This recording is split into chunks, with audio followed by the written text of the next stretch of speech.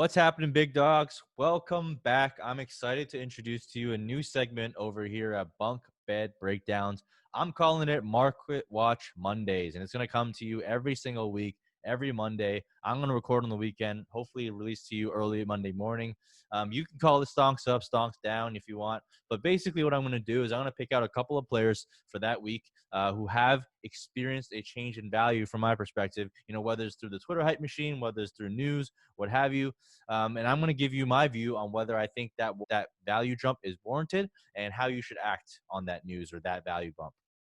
And this week, we're going to kick it off with none other than the king himself, Derrick Henry, just signed a massive contract, 4 years, $50 million. So obviously he's tied to the Tennessee Titans team for a bit. And that's obviously a very positive thing, right? It's a positive piece of news. There's no holdout risk. The team is obviously invested in him now, at least for the foreseeable future. So it takes a lot of those question marks away in terms of his job stability and things of that nature. And obviously, from a dynasty perspective, that's going to cause his value to go up because the public perception is he's going to be a safer investment. He's going to be around in a couple of years. But for me, I think you got to dig in a little bit more into the details of the contract, right? So if you look at the Henry's contract, it's nice to say that it's going to be 4 years for $50 million. But if you look at it in reality, he really only has safety for the first 2 years. The team has a potential out at 2022 for only a $6 million dead cap, but more importantly, save $9 million on their cap hit. So, and by then he'll be about 28 years old.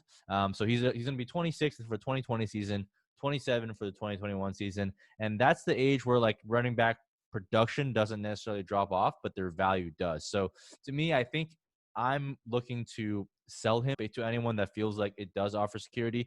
To me, it really doesn't change much. It basically makes them safer for about one more year in 2021, maybe. But we've seen teams get out of contracts even before they have outs. So I think it's a great opportunity to sell. He's coming off a career year. Anytime anyone's coming off a career year, unless your name is Christian McCaffrey, I think it's a good selling opportunity. And he's currently going per Big Dog's ADP at pick 23 overall, so the back part of the second round of startups. And I think that's just a bit too rich for me. That means that you could probably trade him for one of the rookie assets plus some. So someone like a DeAndre Swift, if someone's not high on, you can probably get DeAndre Swift plus like a second round pick, or you can probably look to get like a Cam Akers plus a second round pick. And personally, I would rather have Cam Akers and Swift over Henry in the long run. So getting anything on top of that would just be a pretty big bonus. Next up, I think a player that's related to Derrick Henry and not many people are thinking about is Ryan Tannehill. I think this actually, people might think that this means it's bad for Tannehill because at times he's going to run the rock and pound into the ground forever.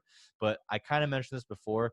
Teams that pass for such low volumes usually regress more towards the mean and increase passing volume going forward. So I think what it does mean is that from an offensive perspective, because Henry is a good player and obviously a key part of the offense, it's going to create some stability around the core of Ryan Tannehill, Derrick Henry, and AJ Brown going forward. So I think that Ryan Tannehill's value, even though he remains unchanged based on this news, for me, I think it goes up. And he's always been undervalued from my perspective. So I think you should use this opportunity to jump on him as a buy as well. The next and last player I'll talk about in the segment is Steven Sims Jr. So obviously, we heard some news, horrible news. You hate to hear it, but Kelvin Harmon tore his ACL, so he's definitely out for the season. But Steven Sims Jr. Kind of gets a value bump, I think, from the public's perspective. On Twitter, I saw a lot of people saying like, "Hey, like, hope you drafted Steven Sims Jr. Now that Kelvin Harmon's gone, obviously it creates a lot of opportunity." Personally, I think that's a lot of hype. I don't think his value changes at all. If you like Steven Sims Jr. before, you should still like him. And if you didn't like him before, nothing really remains unchanged because when it comes to wide receivers, it's about talent and talent wins targets. So just because someone is out does not mean that you automatically walk into a bunch of targets. Personally, I've been throwing a couple of darts at Steven Sims Jr., so I like them anyways. So I think given this reaction, we saw for the first time that he jumped into the big dogs ADP for June and was the top 250. So obviously there's a bit of hype already before this injury. I think we'll see him make even further moves up. If he kind of starts jumping up too high, I'm going to be looking at potentially selling him for a rookie third round pick. Potentially even a couple fourth round picks going forward. Although, obviously fourth round picks aren't worth as much, but I like to use them as ammo. So anyways, hope you guys enjoyed. That's the first segment of Market Watch Mondays. Hopefully there'll be more videos come on a weekly basis as well. Granted there's COVID, so isn't as much news to act on, but I'll try and do my best to kind of give you guys a little bit insight into Twitter sphere and also just how my mind thinks in terms of value. Peace.